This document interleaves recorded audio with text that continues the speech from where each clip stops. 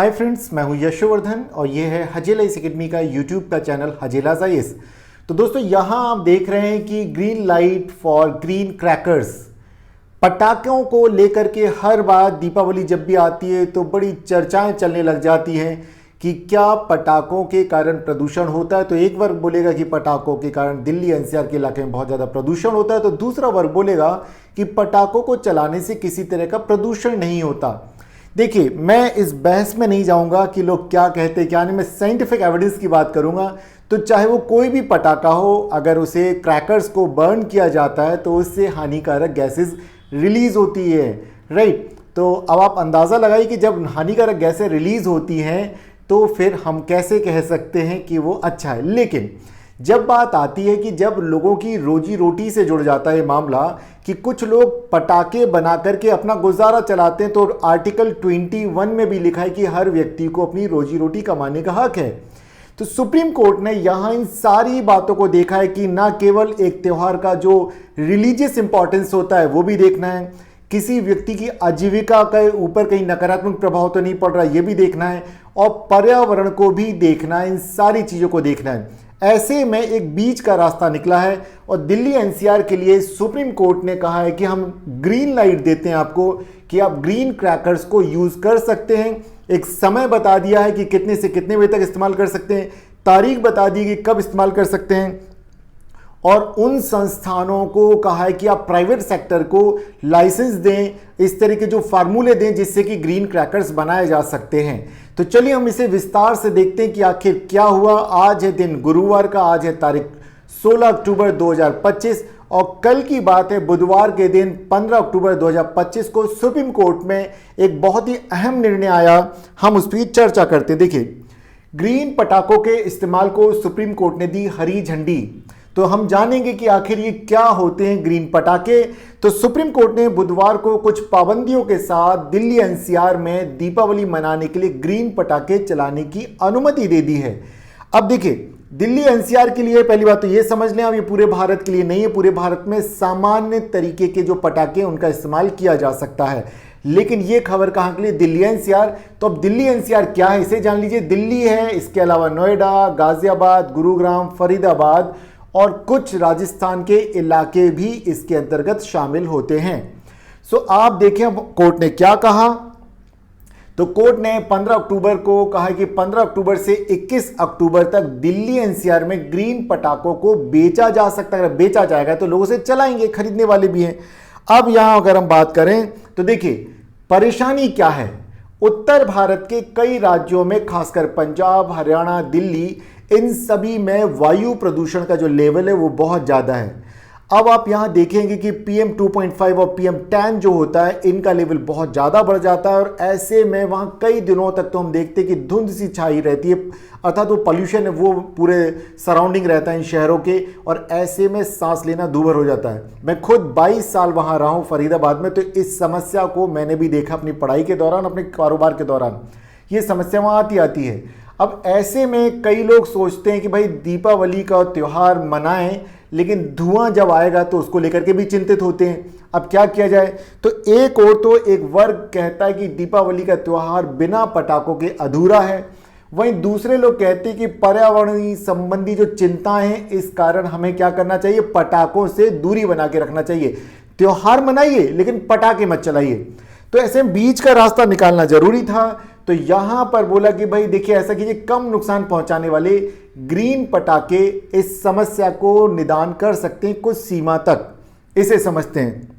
तो देखिए, ग्रीन पटाखे पारंपरिक जो पटाखों से अलग कैसे हैं, तो इसे समझना होगा कि ग्रीन पटाखे किसने डेवलप किए। तो राष्ट्रीय पर्यावरण अभियांत्रिकी अनुसंधान अर्थात national environment engineering research institution जो है नीरी, इसने खोज की एक फार्मूले की जो पारंपरिक पटाखे हैं उनके जलाने से जितना प्रदूषण होता है तो उससे कम, लगभग 50% पटाखों का प्रदूषण कम हो जाता है।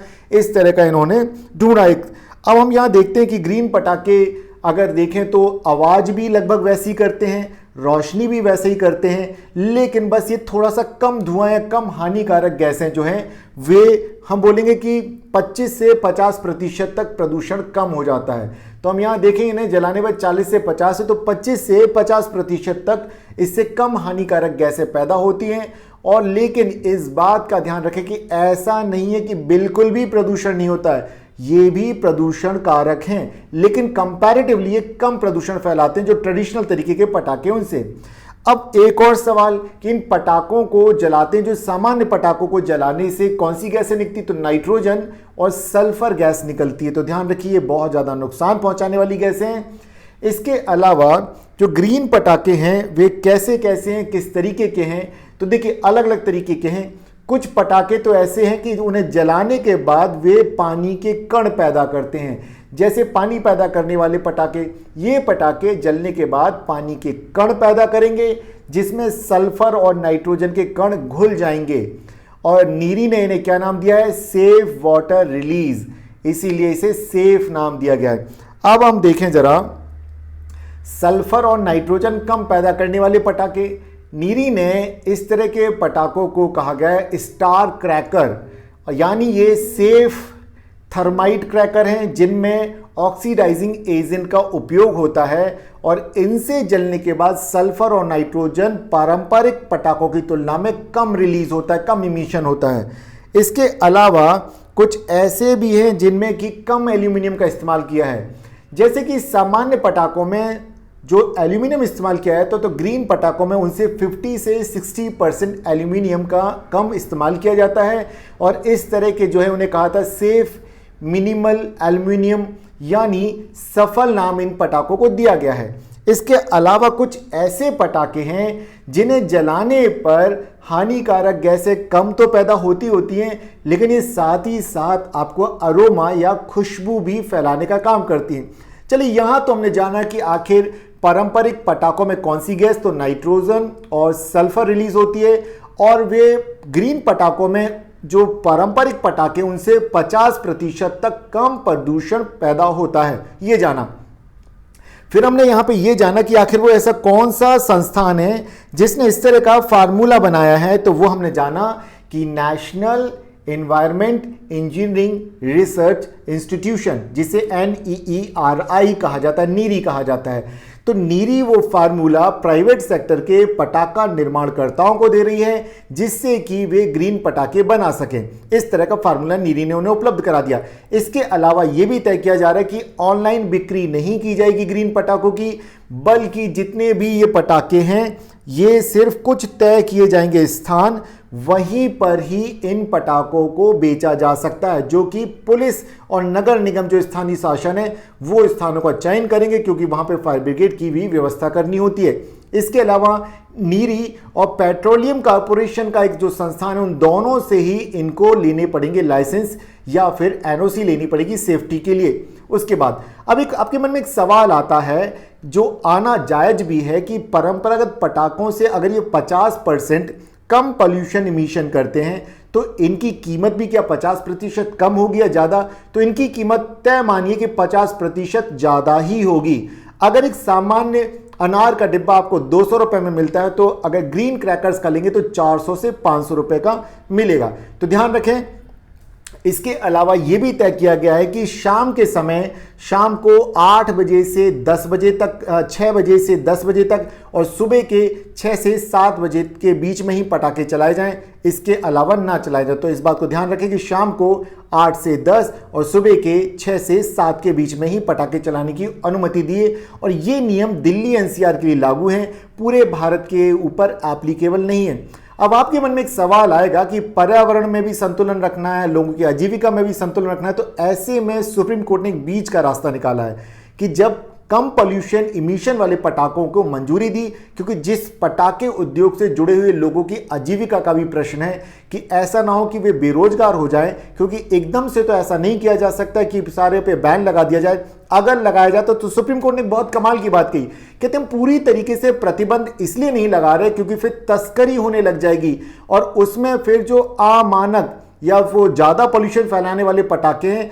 वो बहुत तेज़ी से बिकेंगे, लोग छुप करके चलाएंगे, कोई चलते तो हैं, देखिए चलते तो हैं। ऐसे में उन्होंने कहा कि बेहतर है कि हम ग्रीन पटाखों के लिए मंजूरी देते हैं, जिससे न केवल पटाखा निर्माताओं या उस क्षेत्र में काम करने वाले लोगों का रोजगार नकारात्मक रूप से प्रभावित नहीं होगा, साथ ही साथ जो गलत तरीके अपना करके अवैध रूप से लीगल तरीके से पटाखे बिकते उस पर भी रोक लग जाएगी। तो एक साथ कई चीज़ों को सोचा, पोल्यूशन के मुद्दे को भी, इसके अलावा लोगों की आजीविका के मुद्दे को भी, तस्करी रोकने के मुद्दे को भी, तो इन सारी बातों का ध्यान रखते हुए सुप्रीम कोर्ट ने एक बहुत ही व्यवहारिक निर्णय दिया है। हम सभी को इसका स्वागत करना चाहिए। मित्रों, आज का ये विश्लेषण आपको कैसा लगा आप कमेंट बॉक्स में जरूर बताएं, और यदि आप अब तक हमारे साथ बने हुए हैं, आपने हमारे इस चैनल को यदि सब्सक्राइब नहीं किया तो हमारे इस चैनल को कर लीजिए सब्सक्राइब। मेरा नाम है यशोवर्धन और ये हजेला आईएएस अकेडमी का यूट्यूब का प्लेटफॉर्म हजेला आईएएस, और आप लगातार हमारे साथ बने रहिए। हम यूं ही और भी नए नए टॉपिक आपके सामने लाते रहेंगे। तब तक अपनी लर्निंग आप लगातार जारी रखिए। नमस्कार।